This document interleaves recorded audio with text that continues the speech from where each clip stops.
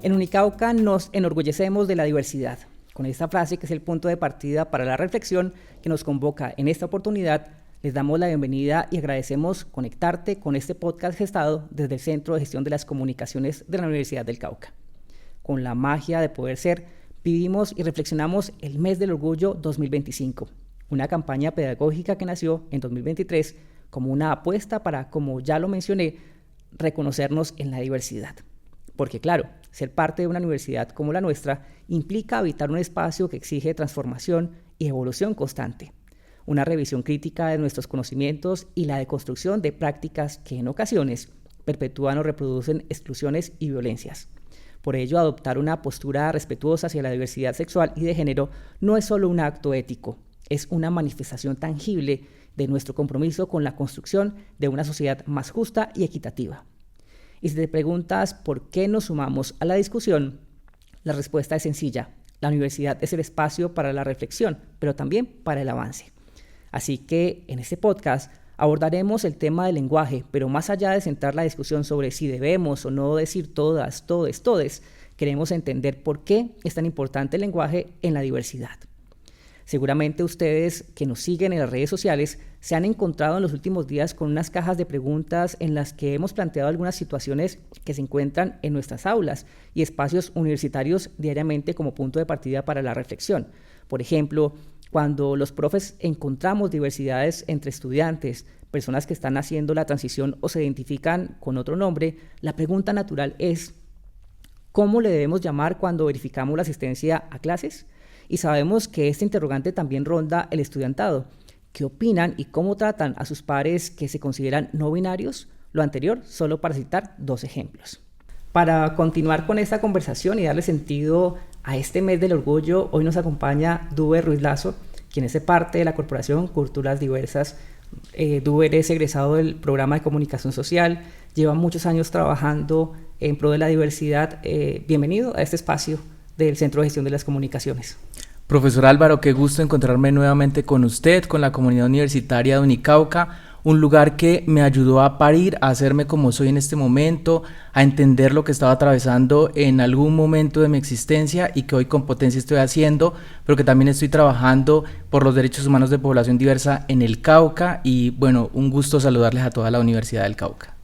También nos acompaña Cris, es estudiante de la Universidad del Cauca, del programa de Antropología. Bienvenido.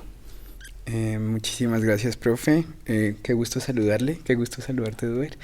Y también agradecerle a la universidad pues, por abrir este espacio para poder hablar un poquito de lo que somos al final. Entrando un poco en detalle, ¿qué significa para ustedes hablar del lenguaje inclusivo, más allá de lo gramatical? Bueno, hablar del lenguaje inclusivo implica ponerlo en práctica, pero sobre todo desde el punto de vista que lo hemos entendido desde la Corporación Culturas Diversas, desde las discusiones en el mundo académico, pero también en la práctica cotidiana, es la posibilidad de reconocer la existencia de la gente, ¿cierto? Reconocer que la gente, las personas son las que tienen la capacidad de nominarse, de hacerse, de construirse, y en esa medida lo que le mencionamos a las personas con las que trabajamos a diario es que le den la oportunidad a ese ser con el que dialogan, conversan, que sea esta o quien pueda enunciarse y que le respetemos el lugar de enunciación, su identidad de género, su existencia, y a ese llamado lo hemos hecho a lo largo pues, de todos los tiempos, y específicamente se lo hacemos a los profesores, a los maestros, a las maestras, porque muchas veces, y también a administrativos, desde esa parte más jurídica, desde esa construcción patriarcal, se niega la posibilidad de nominación, como si pareciera como que el mundo está hecho de una manera y que no podemos salirnos de esas paredes en las que pues nuestro pensamiento está inscrito, ¿no es cierto? Pero la realidad en medio de la diversidad es que eso está rebatido, que eso está desbordado, y lo que les pedimos es respetar la humanidad de alguien en todos los espacios, y que la universidad sea ese lugar seguro para ser y para existir con dignidad. Para mí significa específicamente reconocimiento. Es reconocer justamente realidades que son distintas y que cohabitan en territorio específicamente de formación, ¿no? Y que ese territorio de formación pues también nos reconoce como personas distintas y que justamente en ese reconocimiento de ser personas distintas es cuando se empieza a entender que hay necesidades distintas para las personas que habitan la universidad, es decir, como lo que no se dice no existe, ¿no? Lo que no se puede denunciar no está en ninguna parte, aunque sí estamos, ¿no? Igual creo que desde la universidad el reconocer que hay otras maneras de acercarnos al lenguaje y específicamente de reconocer las individualidades de las personas marca un precedente porque permite justamente eso, reconocer que hay otra gente y que esa gente está aquí, que está entre nosotros y que además de que está entre nosotros, pues que tenemos unas necesidades bien específicas que de no nominarlas, pues de no nominarlos incluso desde el pronombre, pues justamente no se van a poder ni siquiera entender hacia arriba, ¿no? Hacia quienes no entienden y sí tienen la posibilidad de ayudarnos a solventar como algunas necesidades que tenemos. Dentro de esa caja de preguntas había una muy específica e interesante. Ustedes lo han mencionado hace un momento y es ese reconocimiento en la comunidad académica. ¿Cómo podemos contribuir desde los distintos estamentos para que ese reconocimiento se dé? Y se dé no solamente en lo gramatical, sino un poco más allá, porque los lugares de enunciación importan. Y muchas de las instituciones frente a esos lugares de enunciación pues a veces sienten rechazos, resistencias frente a la denominación. ¿Cómo podemos empezar? Bueno, consideramos que la universidad representa en su ejercicio más puro, y la academia, la escuela, ese ejercicio de disciplinamiento, ¿cierto?, del pensamiento. Ahí hay una violencia epistémica con la que han venido trabajando la Universidad del Cauca y muchas en el mundo. Y es apegándose precisamente a esta institución de la RAE, a las formas de escritura correcta, a no poder precisamente actuar desde nuestras realidades y hoy yo me pienso, por ejemplo, que alguien se nombre de manera neutra, una persona no binaria que pueda escribir desde sus realidades en los trabajos, de qué manera escribe cuando le piden escribir o en masculino o en femenino, ¿cierto? Ahí hay una disputa súper compleja que hemos venido minando y que precisamente académicos, académicas han venido haciendo a lo largo de estos años, especialmente en los últimos años, y por ahí podemos reconocer a Paul Preciado. Bueno, en nuestra región de Latinoamérica vemos que más académicos y académicas vienen haciendo un ejercicio de estructura o más bien de quebrar la institucionalidad, y eso nos parece que es absolutamente potente. Que alguien se pueda nominar desde esas experiencias personales, que lo pueda hacer desde ahí, que el profesor, la profesora le permita precisamente hablar desde su lugar de enunciación, pero también es muy necesario que las formas de identificación de las personas, de llamarle a las personas, pues vaya en una vía en que no atente contra su posibilidad de existencia, y ahí pensamos que si el nombre jurídico vale o no vale a la hora de llamar la lista de existencia, sino que se le respete la identidad, que cuando alguien le diga no me nombres de esa manera como aparece en mi documento de identidad, sino que llámame de esta manera, me parece que es una acción muy muy poderosa que nos da la oportunidad de construir en un territorio tan complejo como el departamento del Cauca, violento, de negación de derechos, pero que también le manda un mensaje poderoso al resto de la sociedad para decir la universidad está poniéndole la cara al debate, a la realidad, a construir nuevas posibilidades de existencia, y creo que por ahí hay una tarea fuerte. Eso tiene que hacerlo la maestra, el maestro desde su ejercicio de aula, desde un ejercicio crítico también personal, pero también tiene que hacerlo la universidad como institución, como una política que logre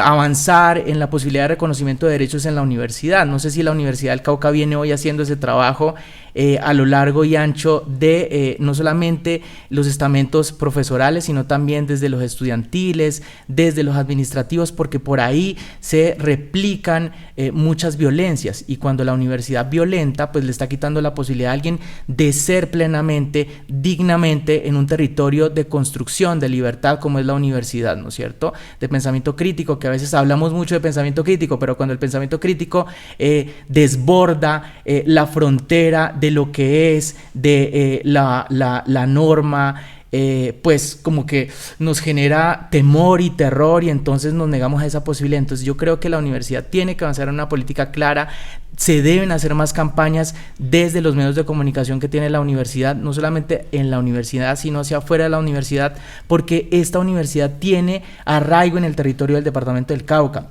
También es una universidad de región y referente de Colombia.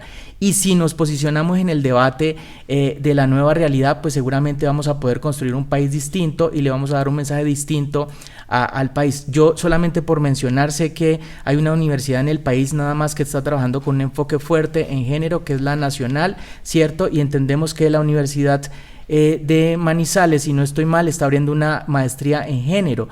Pero bueno, más allá de las maestrías, ¿cuál es el discurso de los profesores y profesoras que hoy vienen haciendo esa tarea? ¿Desde dónde están viendo la diversidad? ¿No es cierto? Porque parece que la diversidad está agotada desde ese discurso occidental que es más homonormado, y eso quiere decir que solo reconocemos las identidades que están enmarcadas en lo LGBT y no otras posibilidades, como mencionamos en la disidencia. ¿Dónde están esas posibilidades de reconocer la existencia más desde lo local, desde lo que somos? Y estoy pensando en lo disidente, en una cantidad de posibilidades de ser. Entonces creo que la universidad podría empezar por ahí, y que las investigaciones también de estudiantes y de docentes puedan entenderse más bien desde una perspectiva más amplia, más disidente, sin pensar en que esta producción teórica de la población LGBT, lo pongo en esos términos, pues está en Occidente nada más, ¿no? Como empezamos a ver referentes en la academia, pero también como empezamos a ver que hay referentes en discusiones y en producción de saberes populares, comunitarios, sociales, también en organizaciones que hoy vienen actuando a lo largo y ancho, por ejemplo, de un territorio como Latinoamérica, que es desde donde hablamos desde la disidencia. En ese sentido, es muy importante, tú mencionas algo que es específico, ¿no? Nos basamos en lenguajes, tenemos la Real Academia de la Lengua, que siempre entra en debate, porque cuando incluimos esa vocal y la transformamos y la ubicamos en el lenguaje inclusivo, el rechazo inicial por las personas es: no quiero entrar a transformar porque está transformando el lenguaje. ¿Cómo hacemos para que no se entienda que incluir lenguaje diverso es transformar el lenguaje? El lenguaje es vivo, ¿no? Lo entendemos de esa dimensión. Pero siempre hay esa apuesta de cómo construimos, cómo le hacemos entender a las demás personas la importancia de esa denominación. ¿Cris? Es que yo creo que no se puede como hacer o enunciar el mensaje de que cambiar la vocal no es cambiar el lenguaje, porque de hecho, lo decía usted, el lenguaje es una cosa que evoluciona constantemente y está vivo.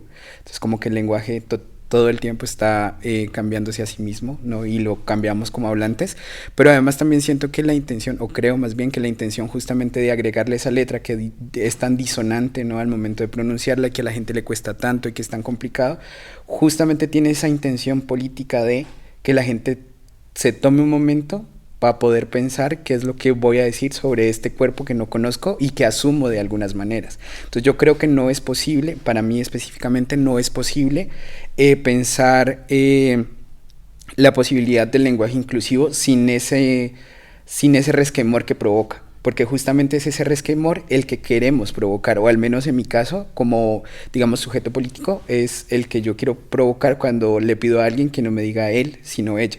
¿Sí? Porque yo quiero que se detenga a pensar por qué nos parece tan natural, tan normal decirle a una persona que vemos de ciertas características o que creemos en nuestras como estructuras estereotípicas del género que tiene que encajar en que no están así. Entonces cuando yo reitero como, mira, mi pronombre no es él, sino ella, lo estoy haciendo justamente para que la persona entienda que hay otras posibilidades de nominar y que además sienta ese como, no sé cómo decirlo, como este resquemor un poco, ¿qué pasa? ¿Por qué me está diciendo que no? Si yo sé que, ¿no? Como si otra persona pudiera saber más que tú sobre tu cuerpo y sobre lo que tú eres. Entonces como que a mí me parece imposible pensarlo fuera de. Y creo que justamente es la intención del lenguaje inclusivo. Pues al final el lenguaje, como hablamos, no está exento, pues es una cosa supremamente política y las nociones de significado son cuestiones políticas, es decir, como que hemos construido entre todos, sí, pero que generalmente se han construido desde el poder. Y si el poder al final termina siendo una cuestión binaria o entiende la realidad como binaria, que llegue un contrapoder a decirte no, es que no. y mira, yo no soy ella ni tampoco él, soy ella. Creo que justamente logra ese cometido político de poder pensarnos por qué creemos que hay ellas y ellos y no ellas, o por qué creemos que las realidades son tan naturales, tan dadas, tan así, porque además es el problema con el lenguaje, ¿no? Que la gente siente que le atacan cuando le piden como decir ella, por ejemplo, porque es que así no se habla, y quién dijo que había una manera correcta de hablar, ¿no? Partiendo de ahí, o sea, como que pensamos que el lenguaje es una cosa como natural que existió antes de nosotros, como, y que entonces lo que estamos haciendo es degenerarlo, porque también instituciones como la radio al final llegan y juegan este papel como de policía sobre el lenguaje, ¿no? Cuando al final lo que hacen las reales academias de la lengua es recolectar como la información de cómo están hablando qué es lo que están diciendo los hablantes y reconocerlo en ese sentido, es decir, un poco más de inventario que de calificación. Pero lo que pasa con la Real Academia de la Lengua Española es que al contrario, no se queda como en el del inventario, sino no. Nosotros tenemos la razón sobre lo que está diciendo. Puede que, por ejemplo, en algún momento, palabras como sisas o parce, que hoy mucha gente entiende, la Real Academia dijera, no, eso no, aquí no se puede decir eso.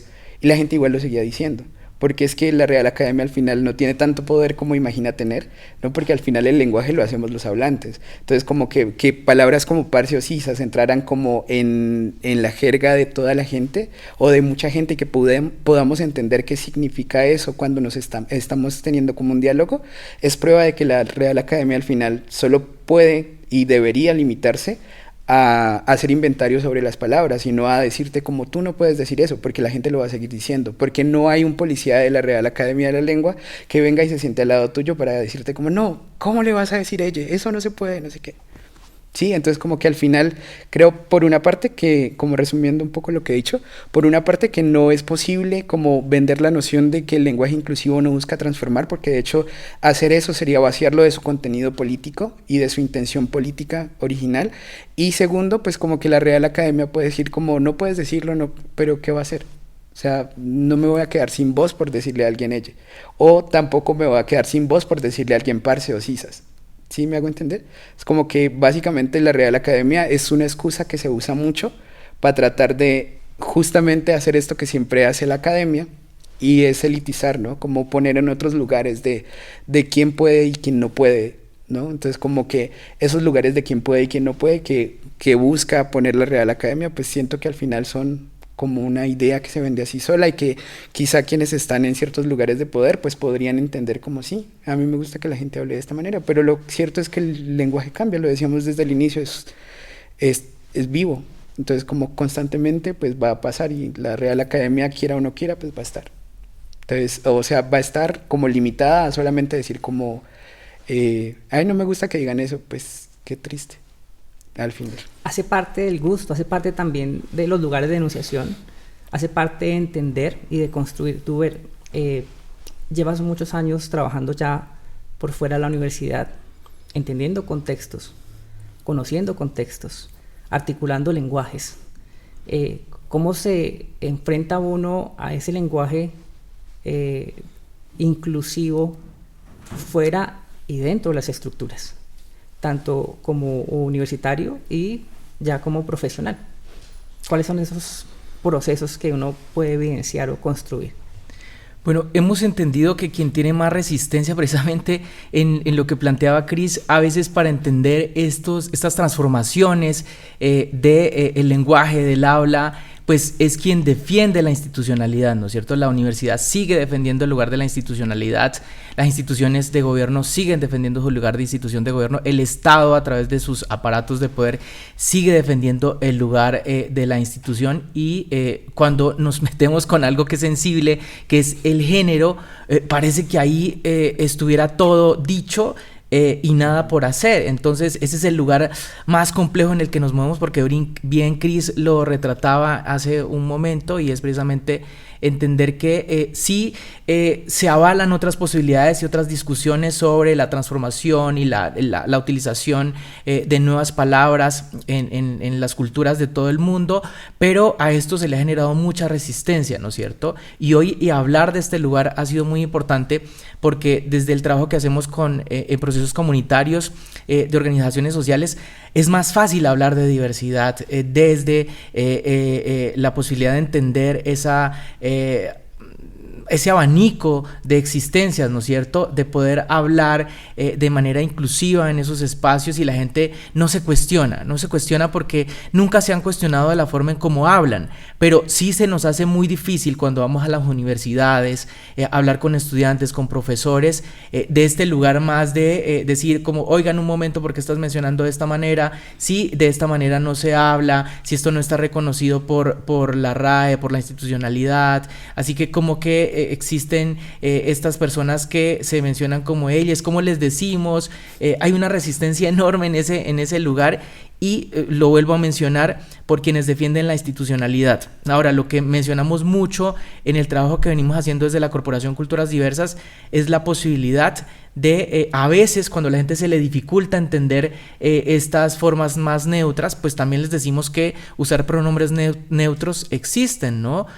Para referirse a usted, a alguien, sin mencionarle que hace parte de un género en particular, por ejemplo, o al mencionarle el nombre, que también nos parece que es muy poderoso, que no es necesario llamarle por su pronombre. Si es que a mí se me dificulta mucho decirle a una persona que se identifica de manera neutra como ella, esta posibilidad, o también a alguien que está transitando en las identidades, ¿no es cierto?, que se puede reconocer como él, ella, nos parece que es muy prudente también como que entender otras formas de enunciación, y a eso también las instituciones del Estado como que tienen como resistencia, o sea, como ¿cómo yo te voy a llamar Cris si te puedo decir un pronombre en particular, ¿cierto? Entonces, más allá de estas palabras que son que nos dan la posibilidad de incluir a otras existencias más allá del binario masculino-femenino, pues lo que nos muestran precisamente es esa política de resistir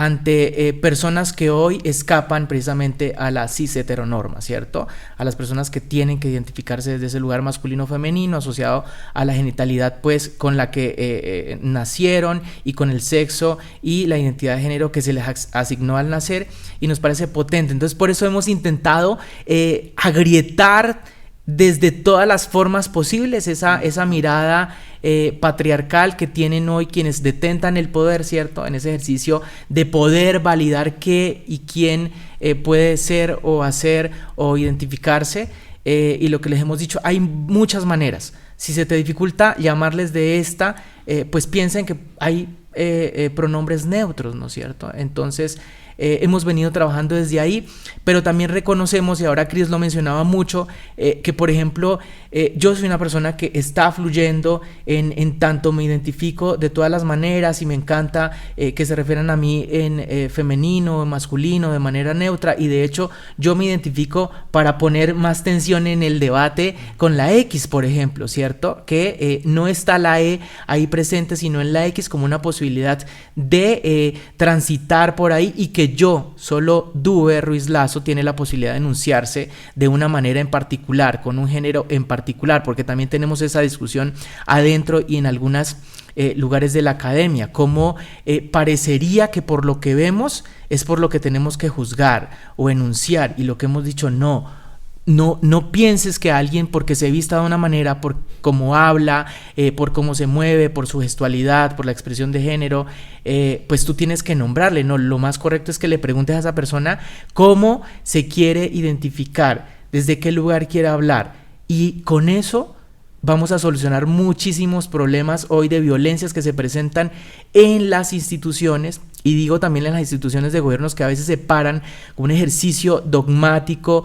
desde estas políticas internacionales en donde dicen como que la diversidad está metida en esta caja y en estos parámetros, entonces no te salgas de ahí. Entonces por eso vemos muchos enfoques de programas de gobierno aquí en Popayán, en el Cauca y en el país y en todas las regiones del mundo, enmarcadas como en una carta internacional en la que se avanza por los objetivos de desarrollo sostenible, avalada, impulsada por la ONU, y nos dicen como por ahí, ¿no? Y hemos dicho por ahí hay unas violencias súper complejas, unas formas de colonialidad súper complejas. Entonces rompamos con todo eso, y por eso el lugar de la disidencia cobra tanta fuerza. Cuando hablamos de la disidencia no hablamos porque queramos, sino porque sentimos y estamos ahí en ese lugar diciendo no vamos ni con la heteronorma, pero tampoco con la homonorma. Ese lugar no nos representa y estamos quebrando, ¿cierto? Actuando desde las grietas por ahí para seguir transformando todo lo que decimos. Y con esto termino.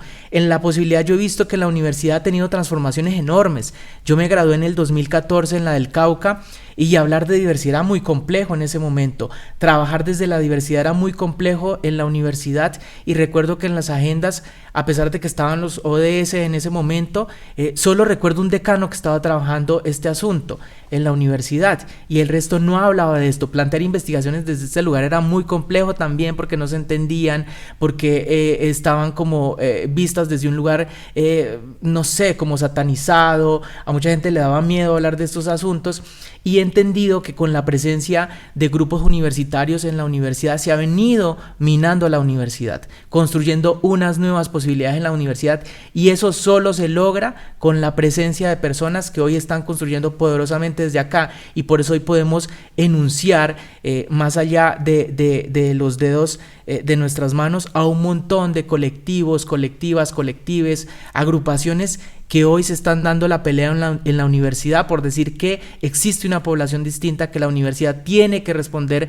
a la realidad de los grupos poblacionales que hoy la habitan y creo que eso ha sido maravilloso. Entonces me parece que actuar desde este lugar, desde afuera, pero también desde la institucionalidad, pues nos ha tocado ponernos ahí en el caballito de batalla para seguir minando, para seguir incomodando, como decía Cris, porque si no incomodamos, si no decimos que no nos reconocemos en eso que están planteando hoy las instituciones, pues seguramente nos van a seguir nominando. Y aun cuando no quieran mencionarnos, cuando no nos respeten, cuando no respeten nuestra dignidad humana, vamos a seguir incomodando y por eso hacemos mucho también por fuera de la institucionalidad, ¿no es cierto? Dijiste algo muy importante que me llama la atención y es la incorporación no de la E sino de la X. Si me vuelvo en el tiempo, hace muchos años cuando íbamos a poner estimadas o estimados aparecía la X. Después apareció la arroba, ¿cierto? Muchas personas entran en debate. ¿Esa transformación, la X, comunica o no comunica?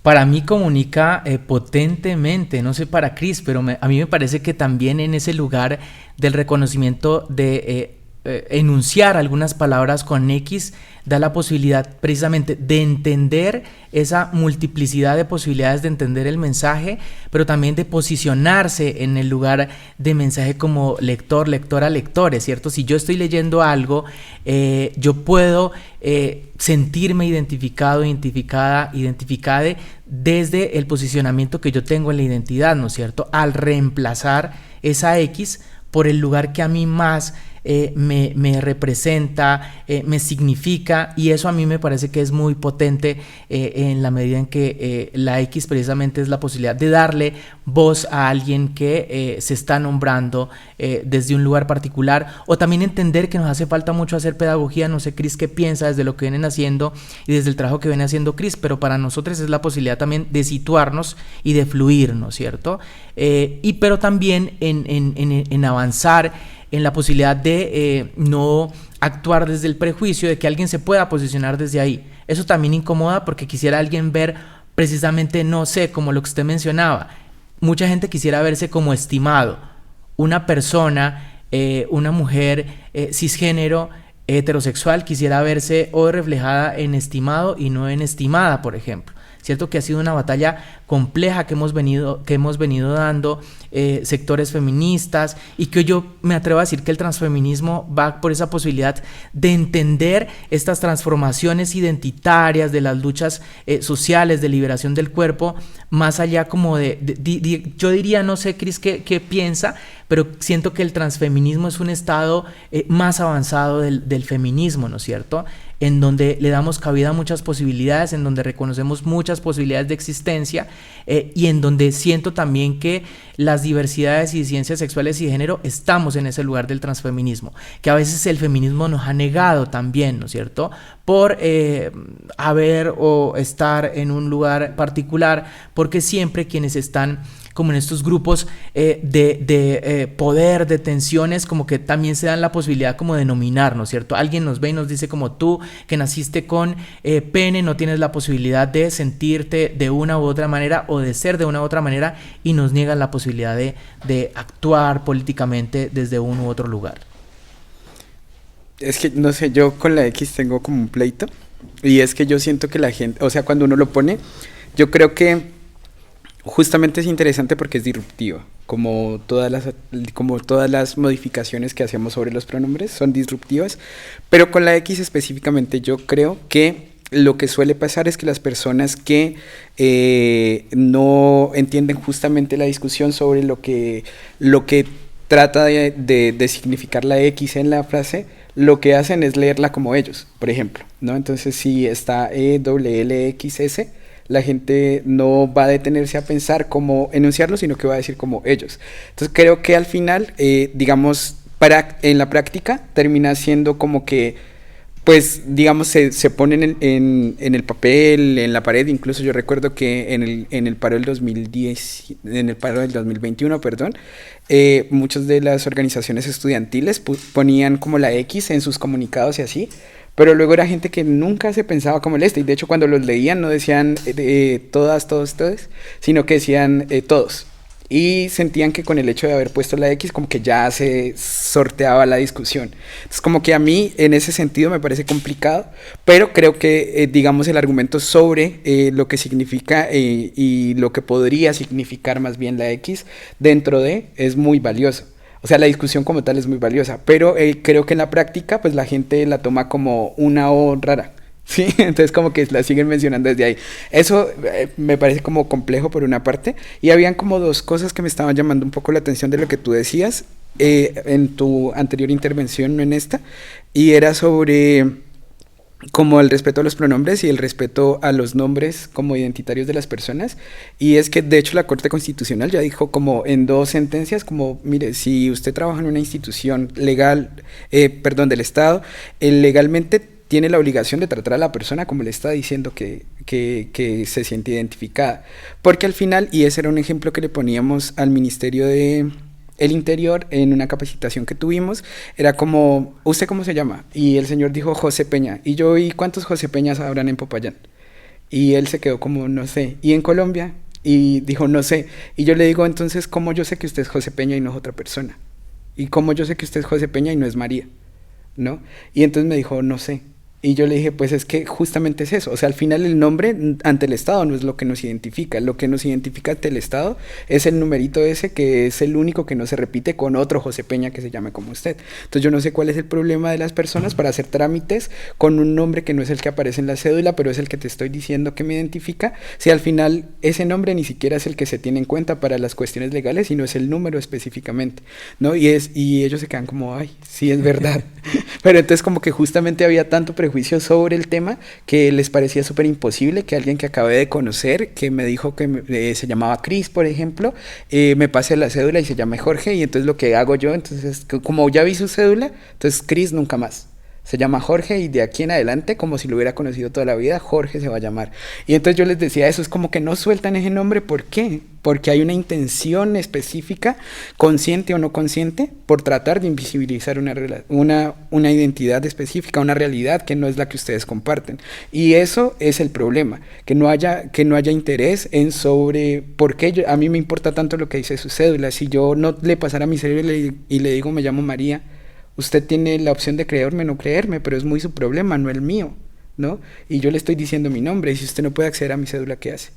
Nada. Entonces creo que eso es como una cosa que los profes también deberían aprender, porque, por ejemplo, ha pasado con algunas compañeras trans, sobre todo, que incluso aunque su documento aparece como su nombre identitario, es decir, digamos la diferencia entre nombre identitario y nombre jurídico es que cuando las personas no han hecho el cambio en la cédula, pues el nombre identitario es el que yo digo, mira, yo me llamo así, pero mi cédula tiene un nombre jurídico que es este, ¿cierto?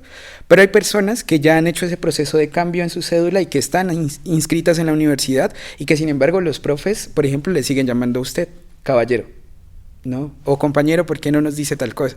Y creo que eso es súper complicado y que la universidad tendría que tomar cartas sobre el asunto y decirle a los profesores, pues ve, al final, ¿qué te cuesta? O sea, ¿cuál es tu problema? De fondo, ¿qué es lo que te lleva a decir que, a tratar de decirle a la persona que te estoy diciendo como, mira, yo soy esto, a decirle, tú no eres? O sea, ¿por qué? ¿Cuál es la intención detrás de eso? Y qué es lo que lleva y qué es lo que también hace la universidad para tratar de prevenir eso, ¿no? Por una parte. Y sobre el lenguaje, sí, es como, no sé, a mí me parece que es muy loco porque siento que es una discusión que necesariamente nos lleva a otras esferas de la vida, ¿no? Como que reconocer que hay otras posibilidades de realidad, por eso yo enfatizaba tanto como al inicio, es también reconocer que hay necesidades diferentes y que esas necesidades diferentes parten de cosas como estas. O sea, porque hay un profesor que se siente en el derecho, o unos profesores que se sienten en el derecho de decirle a alguien que, no, tú no eres lo que me estás diciendo. ¿Por qué? ¿Para qué? ¿Y quién se beneficia con eso? ¿Y por qué no nos preguntamos quién se beneficia con eso? ¿No? Entonces, como que reconocer eso es reconocer que, por ejemplo, cuando compañeras trans, compañeros trans o personas no binarias, como es mi caso, nos enunciamos en un salón de clase, puede que nos encontremos con profes que nos van a decir eso. ¿Y la universidad qué va a hacer? ¿No? O sea, ahí, digamos, si se permite esta discusión, digamos, hacia allá también se permite la discusión de, bueno, ¿y cuál es nuestro papel ahí? Es decir, cuáles van a ser nuestras acciones para afrontar esta realidad que es violenta con las personas, ¿no? Y que les está diciendo como usted no puede ser lo que usted quiera porque es que yo, que sí sé, le estoy diciendo que usted no es eso. Entonces, como que eso ¿Cómo sensibilizar entonces frente a este tipo de casos, de conductas, de situaciones, de lenguajes? Nos hace falta que podamos sensibilizar y educar desde el cambio social, como también procuramos desde la Corporación Culturas Diversas, y es cómo le damos herramientas a la gente en la realidad, en la práctica cotidiana, para que hoy sigan siendo la piedra en el zapato cuando se encuentran a una institución que no le permite precisamente ser con libertad en las instituciones. Porque si a mí me violentan y yo callo, ¿cierto? Yo no denuncio, yo no digo, y si yo creo que los conductos nada más están en la universidad, dentro de los protocolos internos, y no entiendo que hay unas entidades que son garantes de derechos en el país, pues la universidad se salta la posibilidad, o más bien sigue vulnerando el derecho. Es decir, creo que en la Universidad del Cauca hay muchos casos de denuncias por violencias basadas en género y por prejuicio, ¿cierto? Que las hemos dateado y que la gente no se atreve a denunciar o no quiere denunciar porque los entes no operan. Yo no sé cómo está el asunto de la política de pública de género de la Universidad del Cauca, pero siento que a veces todo eso se queda en papel, ¿no es cierto? Y no solamente hablo en la universidad, sino que hablo en todos los sectores de la sociedad, en las instituciones. Hoy tenemos un montón de políticas públicas de papel que no operan, que no hay campañas de sensibilización, y yo creo que hace falta hacer más trabajo. Hace falta que la universidad se enrute para decirle a sus docentes que cuando violentan la identidad de una persona, ¿cierto?, están violando el principio fundamental de los derechos humanos, ¿cierto? Y que como están violando eso, están faltando a su ejercicio de funcionarios y funcionarias públicas. Y cuando a un funcionario público se le habla de esa manera, porque como esto funciona entre el asunto de la falta y el castigo, pues mucha gente teme a tener la sanción, y cuando teme a tener la sanción, pues la gente empieza a transformar su realidad, ¿no? Empieza a respetar más, y creo que a todas las instituciones en el país les hace falta más sancionar, ¿cierto? En una acción pedagógica, la sanción y la pedagogía, y creemos que por ahí hay un camino fundamental. Entonces necesitamos que las políticas públicas para hablar de género y de respeto a los derechos humanos tienen que ser más agresivas, tienen que poder permitirnos sembrar pero también cosechar, y que año a año la universidad se embarque en estos procesos de formación a su comunidad pues universitaria, y digo a todos los estamentos, en la posibilidad de garantizar un entorno seguro para todas las personas que habitan la universidad. Y creo que eso yo no lo he visto todavía en ningún lugar y en ninguna institución, ¿no es cierto? Hace falta. Las organizaciones sociales de la sociedad civil nos hemos cargado de esa tarea porque nos interesa mucho, porque eso también es generar mejores condiciones de vida para las personas que están habitando en todos los territorios y escenarios del departamento del Cauca. Pero nos quedamos cortos y cortes en ese trabajo, porque en últimas somos organizaciones que hoy actuamos desde nuestras posibilidades y quisiéramos hacer más, pero también esto lo quiero mencionar aquí, es que cuando queremos hacer con la institucionalidad en los discursos dicen estamos haciendo, ¿sí? Mucho discurso pero poca acción. Y cuando queremos hacer con la institucionalidad nos pega un frenazo que no nos permite hacer, no nos permite construir, tejernos, construir territorio. Y eso creo que ha sido muy, muy difícil, pero hemos seguido insistiendo. Y creo que la clave, profe y Cris, es seguir insistiendo, seguir insistiendo que en algún momento vamos a tener sí, y así en nuestra experiencia particular de la Corporación Culturas Diversas hemos tenido la posibilidad de abrir espacios en donde muchas veces nos dijeron que no, y por la insistencia hoy venimos trabajando con instituciones que nos habían dicho que no en el pasado. De hecho, yo estaba pensando mucho como en las maneras en las que se puede hacer pedagogía sobre, y creo que eso pues es como muy raro de definir en una sola cuestión. O sea, creo que hay caminos múltiples para llegar. En mi caso, por ejemplo, una de las cosas que yo he usado como mucho es justamente preguntarle a la gente si sabe como sobre el subregistro específico que hay sobre las personas LGTBI en toda parte, incluso en la universidad. Seguramente la universidad no tiene datos sobre sus estudiantes LGTBI específicamente, o sea, como si seguramente, lo digo, pues me puedo equivocar y me digan, no, sí hay datos, ¿no? Pero seguramente si le preguntamos a la universidad en este momento como cuántas personas LGTBI hay como en el seno de la universidad, pues la universidad nos va a decir como, hay, ¿no? Y eso es complicado porque esa misma lógica, luego uno va a la alcaldía y pasa lo mismo, luego uno va a la gobernación y pasa lo mismo, luego uno va a los ministerios y pasa lo mismo. Entonces como que yo empiezo a hablar generalmente desde ahí, desde esa falta de conocimiento que hay, porque esa falta de conocimiento que hay sobre las realidades de las personas LGTBI y de dónde estamos y cómo somos y así, enuncia una violencia estructural bien específica. Y esa violencia estructural, por ejemplo, se puede ver así súper palpable en el informe final de la Comisión de la Verdad, en el capítulo específico sobre la verdad del arcoíris, que es el capítulo de las personas LGTBI, cuando uno empieza a ver cómo los grupos armados comienzan a utilizar a las personas LGTBI como ejemplos de lo que no se debe hacer. Entonces como que se tortura, se viola, se mata, como ejemplo de lo que no se debe hacer. Entonces cuando yo hace rato les preguntaba como, ¿qué gana ese profesor con? Es lo mismo que yo le pregunto a la gente cuando estamos como sensibilizando. Bueno, ¿y usted qué gana con decirle a alguien que no es eso? ¿Y por qué le parece tan, no? Y luego le digo, ¿usted sabe que aquí en Colombia matan a la gente por eso? O sea, porque a usted no le gusta que... Entonces cogen a una mariquita, ¿no? De cualquier pueblo, que es la mariquita visible, no sé, la trani de la peluquería o la lesbiana que trabaja, sí, que es visiblemente lesbiana, y llega un grupo armado y para ganarse a veces el favor de toda la gente del pueblo, amenazan, violan o torturan a esta persona y la gente queda feliz, porque en el fondo, aunque nunca le dijeron nada o aunque sí se lo dijeron, nunca llegaron a ser violentos con esta persona, pues de fondo sienten que se acomodó otra vez lo que estaba desajustado. Entonces yo le decía a la gente eso, como la violencia por prejuicio, que era una cosa que tú mencionabas hace rato, funciona en una de sus escalas porque funciona en complicidad social. Y el hecho de que haya un subregistro sobre las personas LGTBI enuncian que esa violencia por prejuicio además ha sido estructural en nuestro país. Entonces cuando uno le dice a la gente, mire, es que lo que usted está diciendo, como por más de que a usted le parezca que está bien, como esos son discursos que han generado muertes en este país, y más en este país que hemos tenido muertes por todo. Entonces como que lo que pasa es que seguramente usted no sabía que a las mariquitas también nos perseguían por ser mariquitas en medio del conflicto armado, y que eso que usted está diciendo, si el conflicto armado se sigue agudizando como está en este momento, pues seguramente va a ser lo que hagan que maten a la persona que está hablando con ustedes en este momento, o a las amigas de la persona que está hablando con ustedes en este momento. Entonces como que yo suelo ser muy así como para hablar, porque yo no soy muy de la pedagogía, pero mi pedagogía siempre ha sido como desde ahí, como mostrarle la realidad a la gente. Creo que un poco tiene que ver con la carrera, quizá, con antropología. La antropología, como la etnografía, el qué pasa, cuáles son las realidades, es como muy importante. Entonces creo que por eso yo siempre soy muy de esa línea de decirle a la gente. Y al menos en este caso ha funcionado. Por ejemplo, cuando yo interpelé a este sujeto sobre su nombre y luego se quedó sin argumentos para poderme decir como no, es que no sé. Y ya le dije yo, pero pues lo que te identifica es el número de cédula, entonces ¿por qué para ti es tan difícil entenderlo? Él se quedó como, pues sí, ¿no?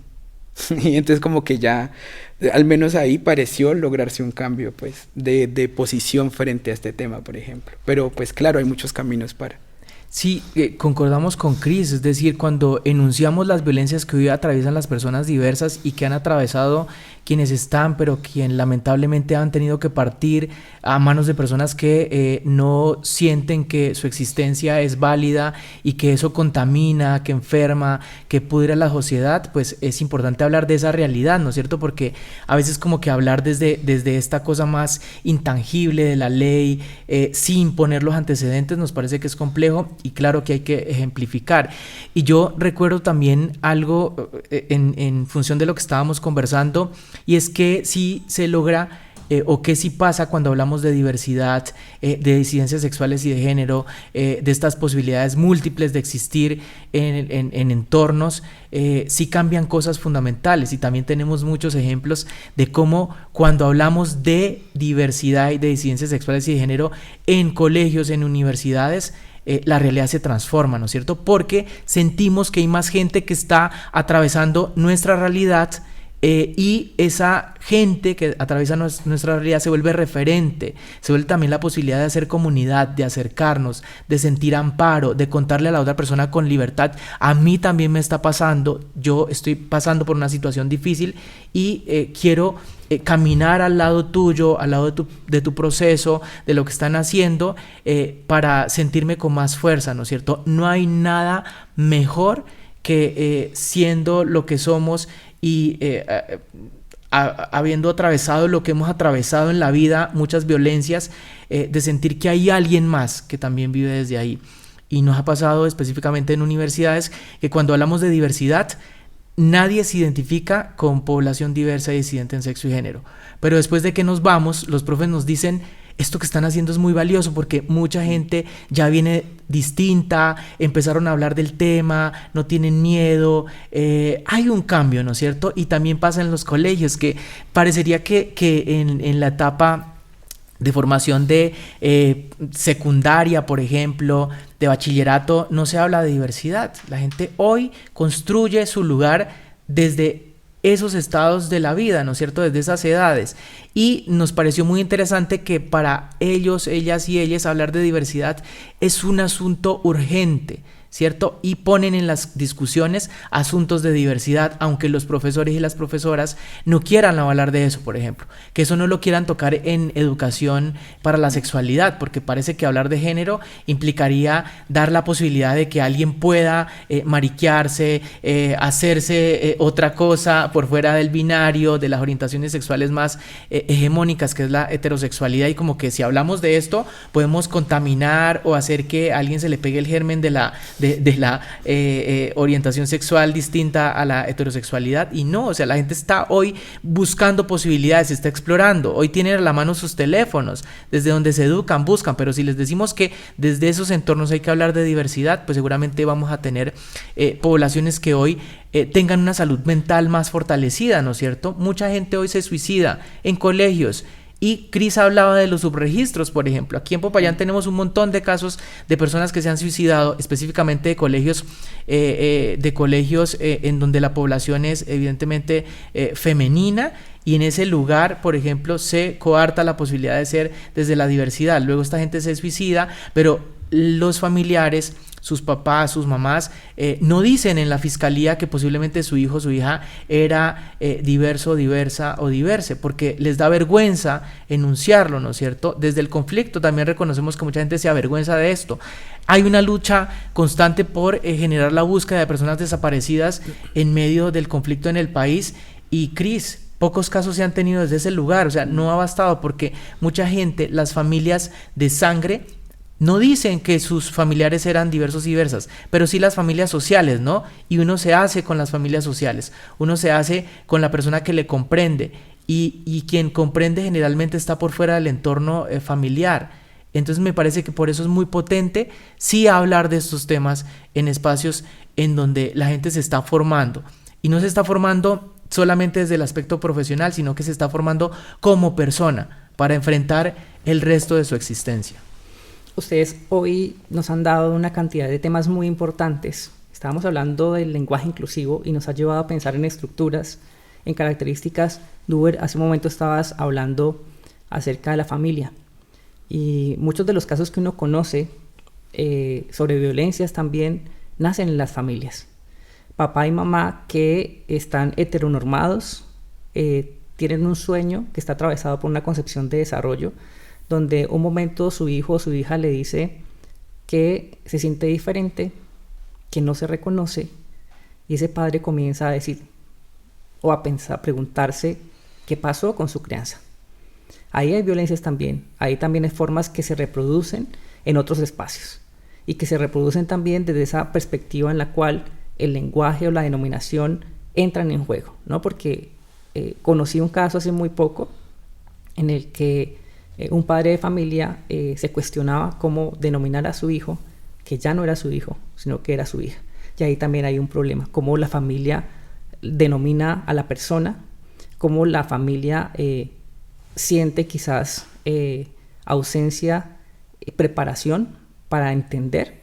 La institucionalidad también, la escuela no está preparada para hablar del tema. Y recordaba algo mientras ustedes hablaban, y es que hace mucho tiempo, en mi época pasaba, cuando uno estaba aprendiendo a pintar, a uno le enseñaban que había un color piel. No sé si a ustedes les pasó. Yo también habla del discurso de la inclusión, ¿no? Entonces, ¿cuál era el color piel? Y a uno le decían, páseme el color piel. Y todos llevaban el color que era color, no sé si crema, durazno, no lo recuerdo en este momento. Pero ese era el color piel que era el único que estaba dentro del discurso. Y quitar esa denominación de color piel ha sido muy complejo, ¿sí? Ya no aparece en la lista de los colores el color piel, pero hace parte también de los lenguajes inclusivos, ¿no? Como de una u otra forma, en todos los contextos, en todos los ámbitos, se reconoce el todos y el todas, y ese todes genera conflictos. Y más, como yo te preguntaba hace un rato, ¿no? La X genera conflictos, la arroba genera conflictos. Entonces, dentro de esas estrategias que uno puede construir y que uno puede generar, también está pensar la familia y cómo la familia comienza a entenderse dentro de esos lenguajes de inclusión, porque de una otra forma están marcados bajo esa denominación. Papá y mamá han construido una dimensión y ahí implica también la edad. Un hombre de 50 años, un hombre de 60 años, una mujer de 50, 60 años, que se crió bajo una dimensión con un pensamiento religioso, bajo una apuesta, también entra en conflicto porque no sabe cómo entender a su familia. Y si no sabe cómo entender a su familia, a su familiar, la institucionalidad a veces tampoco, ¿no? Y se calla porque no sé cómo denominar a las demás personas, no sé cómo denominar o cómo construir esos sentidos. Entonces ha sido muy gratificante hoy poder escucharles, poder entender un poco cómo podemos empezar a construir sociedad a través de la institucionalidad y cómo podemos también hacer énfasis en la importancia de estos lenguajes que son inclusivos, que permiten construir sociedad y que permiten transformar sociedad. Ha sido muy gratificante poder compartir ese espacio, poder entender un poco las perspectivas desde sus lugares de enunciación. Duber, un mensaje final para todas las personas que están conectadas en las redes sociales y que están viendo este podcast. Es fundamental que podamos reconocer a la otra persona en su dimensión humana y que no cuestionemos ese lugar que está habitando, por lo que está atravesando. Yo siento que la gente que está rodeando personas que hoy quizá están atravesando por un asunto de diversidad, de orientación sexual, de identidad de género, necesitan más comprensión, ¿cierto? Y es más fácil hacerse cuando uno está acompañado de la gente que más le quiere, de su entorno, con quien uno ha vivido toda la vida, porque es más fácil continuar con su proyecto de vida, porque es más fácil hacerse, porque es más fácil también ponerle el pecho a la vida cuando alguien te violenta y te dice que no. Si desde mi casa me dicen que sí puedo ser, y en eso hemos sido testigos en la Corporación Culturas Diversas de cómo papás, mamás, personas jóvenes hoy están defendiendo la existencia de sus hijos. Tenemos ejemplos en un colegio público de aquí de Popayán, en donde una persona de primaria, ¿sí?, que acaba de pasar a sexto, está en un momento de transición.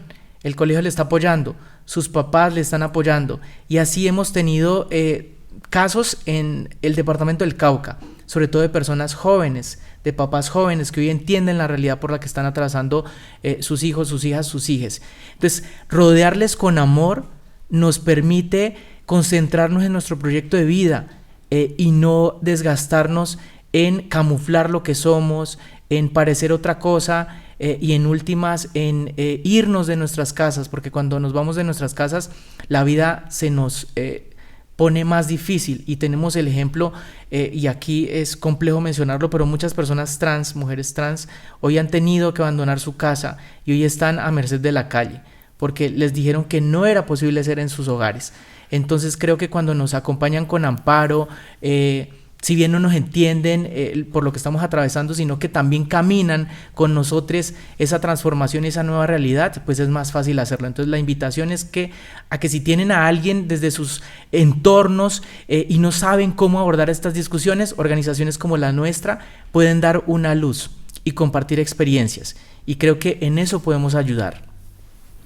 Cris, muchísimas gracias por tu participación también en el podcast. Una conclusión frente a ¿cómo te imaginarías una universidad incluyente, inclusiva, con unas gramáticas diferentes que permitan entonces que se respeten los espacios, que se reconozcan y que se escuchen realmente las diversidades? Pues yo apuntaría en la misma vía que Duber. De hecho, yo creo que la discusión se centra en que nos queda muy difícil a veces entender como las nociones de humanidad de lo otro, ¿no? Y lo otro puede ser lo otro racial, lo otro étnico, y en este caso pues lo otro que son diversidades de género o sexuales. Y creo que si empezamos como universidad a pensarnos a pensarnos realmente como lo otro, no como lo otro lejano, sino como nosotros más bien, eso cambia mucho las cosas. O sea, permite entender que la gente LGTBI también puede ser estudiante, por ejemplo, que a veces tampoco se piensa eso, ¿no? Como que mariquitas peluquería. Entonces, como que justamente entender esa noción de lo humano como una categoría que puede abarcar múltiples realidades es la posibilidad, siento yo, para construir. Y por otra parte, también creo que sí, evidentemente, como ya hace un rato Duber mencionaba, es necesario que la universidad se comprometa con acciones específicas sobre la política pública, sobre la ruta de atención a violencias, porque pues hace rato hablábamos de violencias específicas que están pasando en la universidad, y creo que hasta no entender que esas violencias están pasando, pues no podemos saber qué es. Y yo, por ejemplo, sí creo que es importantísimo proponerle a la universidad un diagnóstico acerca de las personas LGTBI, es decir, dónde están las personas LGTBI, cuáles son las carreras que mayoritariamente escogen, qué les motiva a escoger esas carreras y no otras, cuáles son las condiciones de vida de las personas LGTBI o disidentes sexuales y de género en la universidad, y cuáles son las barreras que encuentran para seguir su proyecto educativo, porque yo de hecho hice parte del equipo que conformó la política pública LGTBI para el departamento del Cauca, y en ese nos dábamos cuenta de una cosa que es súper estúpida, pero que, o sea, más que estúpida, es como súper evidente, pero que uno no se da cuenta hasta que ve las cifras, y es como que en municipios pequeños, por ejemplo, cuando la única posibilidad de educarse está en un colegio, si en ese colegio hay un profesor, un director homofóbico, y permite comportamientos violentos hacia una persona LGTBI, lo que termina haciendo es que como en ese municipio, por ejemplo, no se puede trasladar a otro colegio, entonces su camino hacia la educación se trunca. Ahora me pregunto yo en la universidad, si la universidad es un lugar, la universidad pública me refiero específicamente, un lugar que no acoge a las diversidades en su totalidad o no las acoge de la mejor manera, ¿no está pasando lo mismo? Porque pues muchas personas que estudiamos en la Universidad del Cauca no nos podemos permitir pagar una universidad pública. Entonces, si la universidad a la que voy a formarme me violenta, ¿no está también pasando lo mismo? Es decir, no se trunca ese proceso formativo. Entonces, creo que es importantísimo que la universidad se pueda pensar asuntos como esos. Y creo que justamente como que tener un espacio de diálogo, es decir, como diálogo amplio entre las personas LGTBI que habitan la universidad, que habitamos la universidad, y poder pensarnos estas cosas, es como parte de eso que permite que tengamos como unas acciones por fuera de la gramática, pero que se vean dentro del lenguaje. ¿Sí me hago entender? Totalmente. Hace parte de esta reflexión que ha buscado el Centro de Gestión de las Comunicaciones. Tenemos muchos temas por hablar, tenemos muchos temas por debatir, pero lo importante es comenzar y poder reflexionar a través de las diversidades, a través de los lenguajes, a través del entender la sociedad, y la universidad está, a partir de esa construcción, entendiendo también realidades. Muchas gracias por acompañarnos en este podcast. Estaremos en otra oportunidad.